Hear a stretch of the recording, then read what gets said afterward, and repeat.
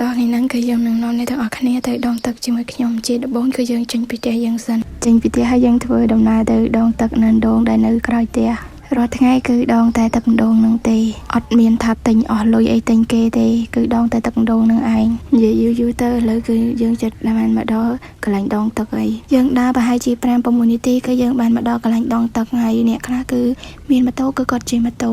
អ្នកខ្លះគឺគាត់ដើរតាមប៉ទ័រចាស់នៅភូមិខ្ញុំគឺគាត់ដើរតែសម្រាប់តែក្មេងៗទេមកម្ដងគឺជិះម៉ូតូខ្ញុំជាដើមអញ្ចឹងទៅដងទឹកគឺជិះម៉ូតូតែថ្ងៃហ្នឹងគឺខ្ញុំដងទឹកដើរវិញម្ដងបើឃ្លោកនេះផ្ទះអ្នកខ្លះគឺអត់សូវមានទេតែបើនៅផ្ទះយាយខ្ញុំគឺមានតែបើសិនជានៅផ្ទះខ្ញុំវិញគឺអត់មានទេនេះគឺខ្ញុំលួចឃ្លោកយាយខ្ញុំទៅដងទេឃ្លោកនេះបើយើងទៅធ្វើការអីយើងដាក់នៅកន្លែងក្តៅយើងចង់ផឹកអីវាត្រជាក់ដូចដាក់នៅទូទឹកកកអញ្ចឹងអត់ដូចទឹកសុទ្ធទេនៅពេលដែលយើងដាក់នៅកន្លែងក្តៅគឺវាក្តៅកន្លែងហ្នឹងនៅពេលដែលចាស់ក៏គាត់ដងទឹកហើយគឺគាត់តែងតែផឹកទឹកបែបហ្នឹង